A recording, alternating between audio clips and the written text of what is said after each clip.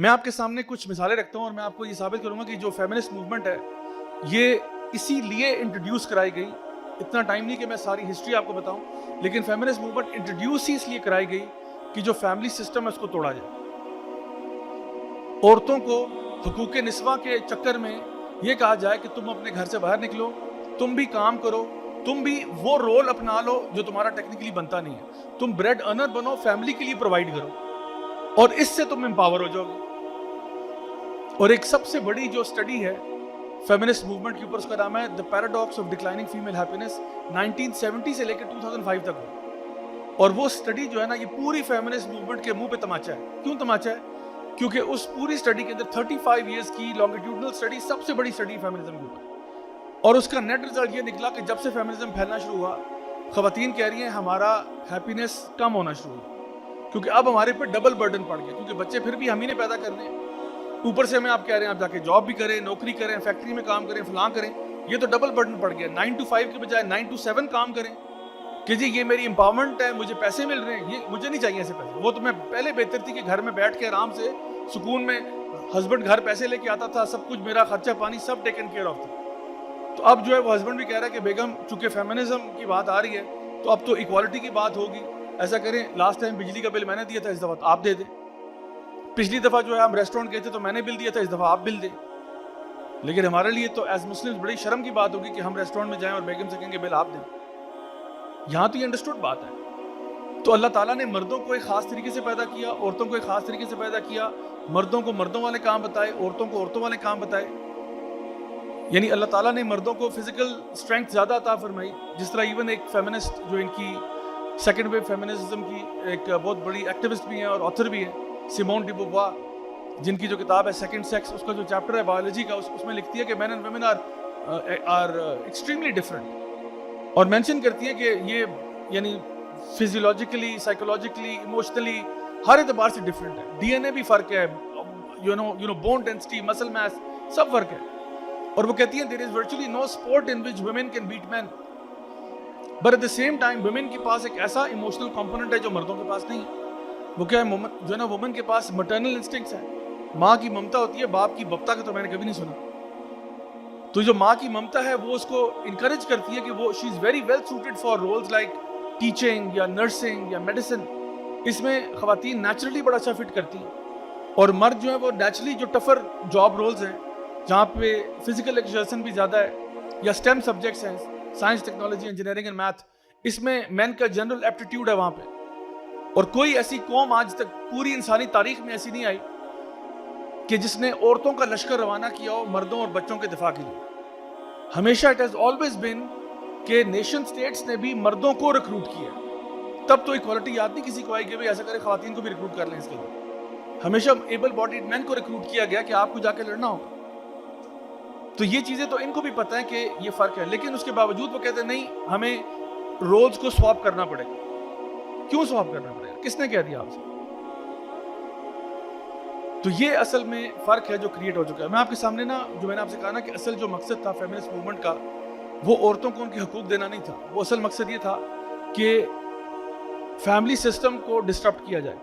اور میں آپ کے سامنے ایک 1973 میں نینسی لیمن اور ہیلن سلنجر نے ایک موومنٹ کریٹ کی فیمنزم کی, اور اس کا ٹائٹل تھا, ایک ڈاکومنٹ تھا جس کا نام تھا ڈیکلیریشن آف فیمنزم. یعنی سمجھ لیں کہ فیمنزم کا کانسٹیٹیوشن, فیمنزم کا آئین. اس کے اندر وہ کیا لکھتی ہیں؟ وہ لکھتی ہیں marriage has existed for the benefit of men and has been a legally sanctioned method of control over women. We must work to destroy it. The end of the institution of marriage is a necessary condition for the liberation of women. Therefore, it is important for us to encourage women to leave their husbands and not to live individually with men. All of history must be rewritten in terms of oppression of women. We must go back to ancient female religions like witchcraft.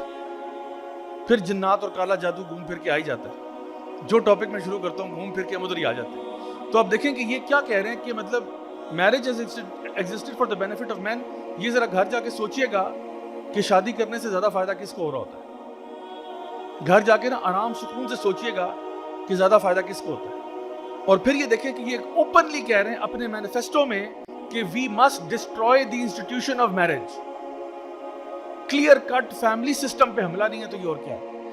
آگے سنیں. آپ کو لگتا ہوگا شاید یہ میں نے کوئی رینڈم آرٹیکل اٹھا لیا. نہیں, آگے سنیں ذرا. آگے یہ ویوین گارنک ہے, پینسلوینیا اسٹیٹ یونیورسٹی کی پروفیسر ہے, 1980s میں لکھتی ہیں, being a housewife is an illegitimate profession. The choice to serve and be protected and plan toward being a family member is a choice that shouldn't be. The heart of radical feminism is to change that. تو کہہ رہی ہے کہ یہ choice ہی نہیں ہونی چاہیے ایک عورت کے پاس کہ وہ شادی کرے یا نہ کرے. شادی نہیں کرنی اس کو, یعنی ہمیں مسٹ کر دینا چاہیے کہ کوئی عورت شادی نہیں کرے. تو پھر کیا ہوگا معاشرے میں؟ یعنی عورت اگر شادی نہیں کرے گی تو پھر آپ خود اندازہ لگا لیں کہ پھر معاشرے میں کیا ہوگا. وہ کس قسم کا فحش معاشرہ ہوگا, اور عورت کی پھر کیا اوقات رہ جائے گی پورے معاشرے کے اندر. یہ ذرا آپ اندازہ لگائیں. یہ فیمنسٹ موومنٹ کے پروپوننٹس ہیں جو کہہ رہے ہیں. ایک اور شیلا کرونن جو ہیں جوش ورلڈ ریویو میں فیبرری 2000 میں لکھتی ہیں کہ since marriage constitutes slavery for women, it is clear that the women's movement must concentrate on attacking this institution. Freedom for women cannot be won without the abolition of marriage.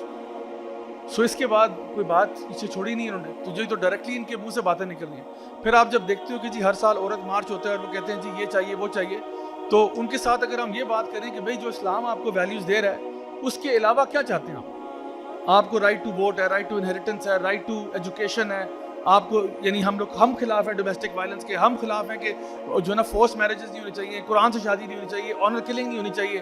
ہم آپ کے ساتھ ہیں اس میں. عورت جو ہے اس کا نان نفقہ اس کا باپ پورا کرے گا, باپ کے بعد جو ہے نا ہسبینڈ پورا کرے گا, نہیں کرے گا گناہ گار ہوگا. اسٹیٹ ان کو فورس کر سکتی ہے کہ بھئی ان کا خیال رکھو وغیرہ وغیرہ وغیرہ. اس میں ہم سب آپ کے ساتھ ہیں. اس کے علاوہ آپ کیا چاہتے ہیں؟ اس کے بعد خاموشیاں ہو جاتی ہیں اور چراغوں میں روشنی جو ہے نا نہیں رہتی اس کے بعد, کیونکہ اس کے بعد جو وہ مانگنا چاہتے ہیں وہ یہی چیزیں ہیں, اور وہ یہ اوپنلی ٹی وی پہ بول نہیں سکتے, کیونکہ اگر اوپنلی بولیں گے تو پھر پرابلم ہو جائے گی.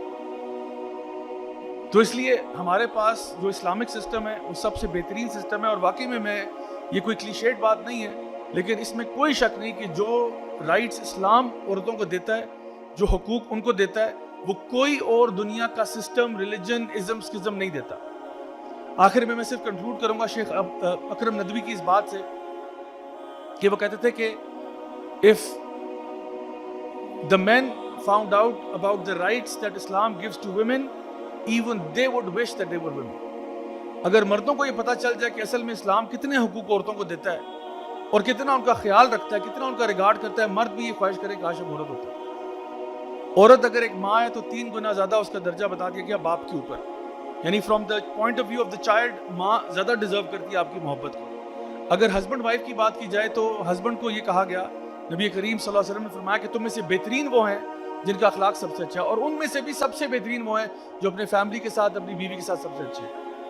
اگر کسی کی 3 بیٹیاں ہیں اور وہ ان کو صحیح طریقے سے پال پوس کے بڑا کرتا ہے, صرف یہ نہیں کہ 3 بیٹیاں ہوں گی تو جنتی ہو کے, نہ بیٹیاں ہیں اور ان کو صحیح طریقے سے پال پوس کے, کوئی امتیازی سلوک نہیں کرنا, اس طرح سے بڑا کرے گا تو نبی نے فرمایا صلی اللہ علیہ وسلم نے کہ میں اور وہ جنت میں ایسے ہوں. اور اللہ بھلا کرے ان صحابی کا جنہوں نے کہا یا رسول اللہ اگر 2 بیٹیوں, ہم نے کہا 2 والا بھی ایسے ہوں. تو یہ عزت, اور یہ کوئی بیٹوں کے بارے میں ایسی کوئی حدیث نہیں.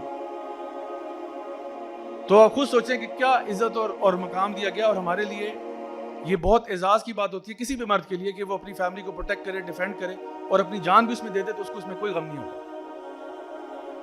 تو الحمدللہ ہمارا دین جس قسم کے بھی رائٹس دیتا ہے وہ بات کرتا ہے ایکوالٹی اس سینس میں کہ اللہ کے نزدیک دونوں برابر ہیں. جو ان اکرمکم عند اللہ اتقاکم, جس کا تقوی زیادہ ہوگا وہ اللہ کے نزدیک بہتر ہوگا. لیکن اللہ تعالیٰ نے مردوں کو بھی کچھ کام دیے کرنے والے, کچھ رسپانسبلٹیز دیں, عورتوں کو بھی کچھ رسپانسبلٹیز دیں. دونوں تبھی بیسٹ طریقے سے فنکشن کریں گے جب دونوں اپنی اپنی فیلڈز میں بہترین پرفارمنس دیں. میری دعا ہے کہ اللہ تعالیٰ ہم سب کو اسی پر عمل کرنے کی توفیق عطا فرمائے. دین کی بات پھیلانا صدقہ جاریہ ہے. ثواب کی نیت سے ویڈیو کو شیئر ضرور کیجیے. جزاک اللہ.